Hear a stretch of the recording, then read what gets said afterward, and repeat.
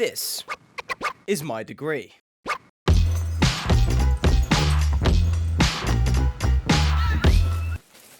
Welcome to the University of... Now this place is a little bit special to me because it's actually where I got this thing. But as you could probably tell by the interestingly cynical nature of my intro, today we're not celebrating that fact. By my calculations, because of COVID and its effect on lessons, I lost about 16 hours of contact time a week for 84 weeks.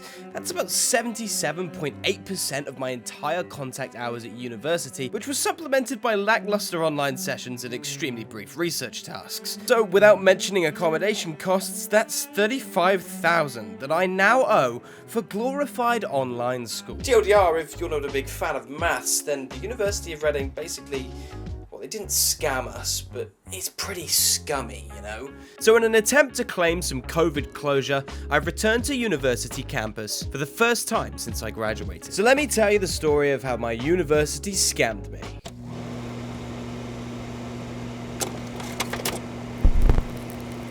First year was like a movie, but like a really campy one featuring someone like Michael Cera. This is where I spent my first year at university.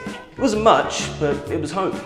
But one thing was for certain. Breaking into my old university accommodation and having a little wander around really brought me back to what was a better time. Oh my god, this is where the serial sicko first stroke. He was sick right there. I visited my old kitchen, my old room, which now neighbored someone called Emily, apparently. She seems kind of nice. And I even got to see the new bathrooms which they'd put in after we left. You know, when I was here, I never thought I'd have a pleasant shower in this place, but today I proved myself wrong. But with all of these new renovations, you didn't really get the same sense as when I was back here. So if I'm gonna really let you in on a little slice of life from my university experience, there are a couple people I need to introduce you to. Back in my bag and I gotta brag, I do this shit for real. When we was down and we had nothing, we had to share a meal. We put the shit in overdrive with no steering wheel. Shorty throw that thing back in a pair of heels. Yeah, she be riding on that thing like a Ferris wheel. Yeah, I love him. This at home.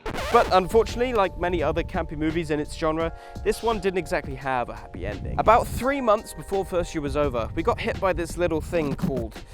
and it wasn't great. Luckily for us, Britain had a big hero coming in. He was gonna kick COVID's ass. Fortunately, his name was Boris Johnson, and we all know how that went, so... But trust me, going into second year, the boys were not gonna let that stop them.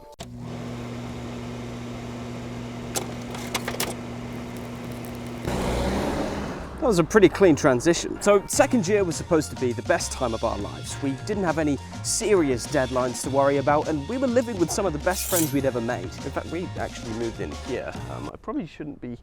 Just don't come here, please, I beg. But being young, dumb, and full of like we are, we decided to stare COVID in the face and tell it, we don't care about you. So we came up with a 3-step plan.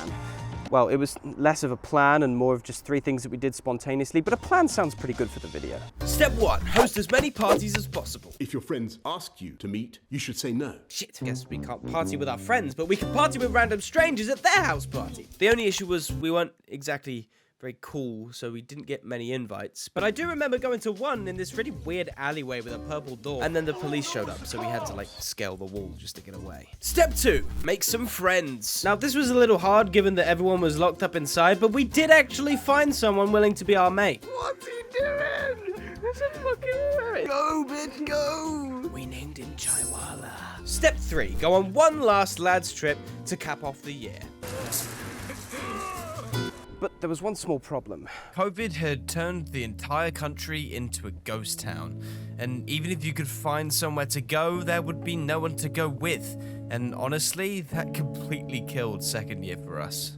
And because they could take advantage, university were just doing some lackluster webinars to get us educated as lawyers. Kill say what? What? Got him! We got him! Guilty! It did make you think at times, why am I paying 45k for this? But, you know, we didn't really think about it that much at the time.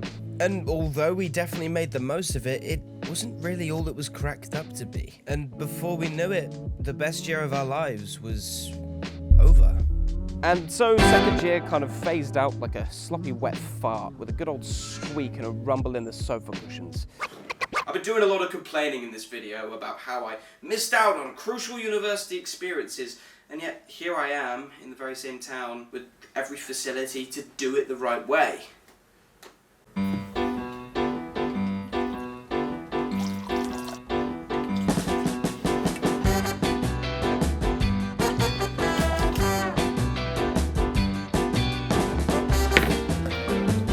Welcome to Westie's Drunken Tips.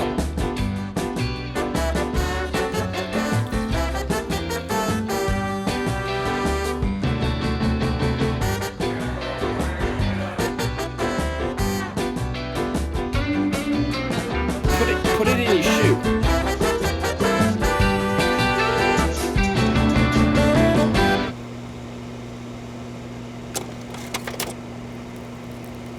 Now, third year came and went about as quick as me in bed, so it's safe to say I don't remember much of it. But I do remember this being the first real time that I felt let down by the uni. Even though COVID was winding down and places were starting to reopen, the university decided that it was simply too dangerous to reopen their doors. But the real kick of the teeth was when they started reusing lectures recorded for last year's third years. I even remember being marked down for outdated law in the final assessment. But why am I here? Why come back all this way just to make some video about a stupid degree? Well, I've got one last thing to do. You see, this bridge, I crossed it every day to get to my lectures for a whole year when I lived here. And I thought it was only appropriate to do this here.